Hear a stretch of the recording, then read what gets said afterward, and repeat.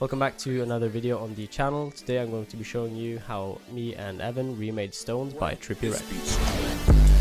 Walked out the house looking like a leak. Nigga try me, pop a minute shit. Your hoe gon' let me hit, cause the buzz down on my wrist. Two bands for this Glock, tell me why should I miss when Starting off, Evan recreated the main lead sound that you hear throughout the song.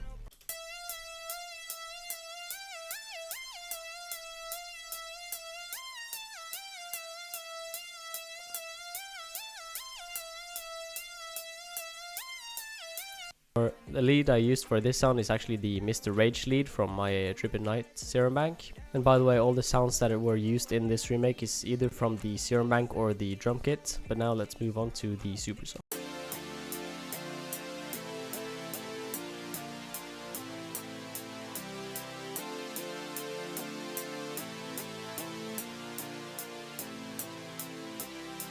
Now I'm gonna be honest, it was kinda hard hearing the main super saw and which notes it played, but I'm pretty certain this is very similar. Next sound is the sign lead, which you can hear in the background with some reverb.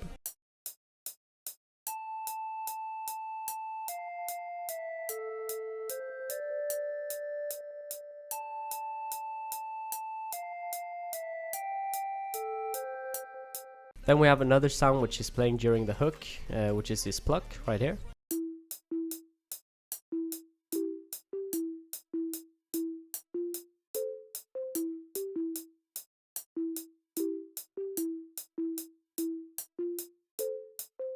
Now moving on to the drums. At first I actually thought it was the spins 808 playing, but then towards the end of the original song you can hear how the 808 fades out right here, and then you can hear more higher frequencies which aren't present in the spins 808. So then I grabbed the Vibes 2 808, which you hear in the Vibes song by Trippie Redd on Trip at Night, and this is what the pattern sounds like.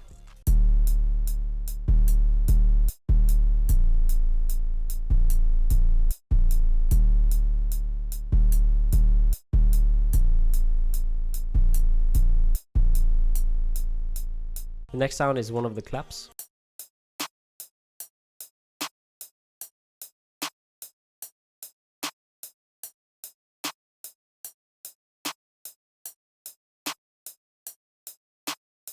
Then we have the other clap, which is the same clap that's used in Molly Heart.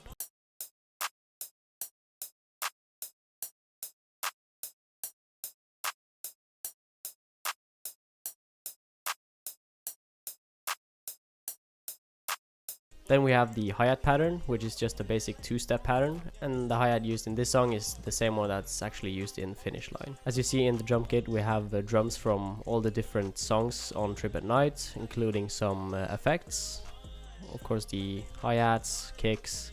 Also dropped in some mixer presets for you guys. We also have some open hats, some rage loops that I've made. I've also included rage MIDI in case you guys want to make your own rage loops. And then of course we have the snares.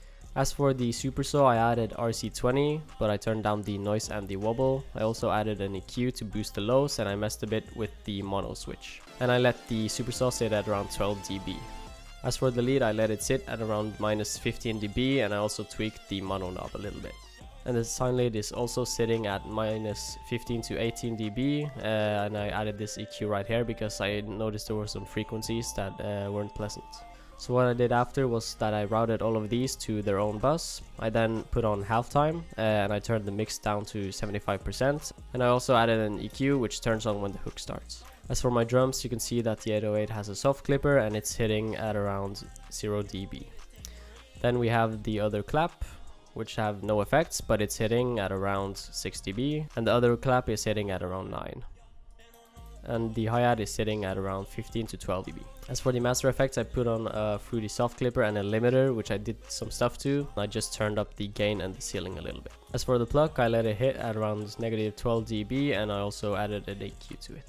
Now to create an automation clip like these, you could just go to the desired plugin, right click it, you want to press create automation clip, then you just want to tweak the points right here so that it turns on when the hook plays, and then to turn off after when the verse starts. And then you want to automate it into this pattern right here. And as for the EQ, I just wanted to cut out the lows because the lows of the melody were clashing with the lows of my 808. So then I wanted the EQ to turn on after the intro. Then again, as I mentioned earlier, you want the 808 to just ring out at the end of the song.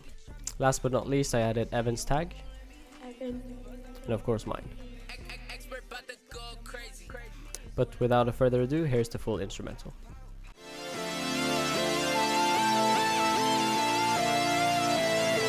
I think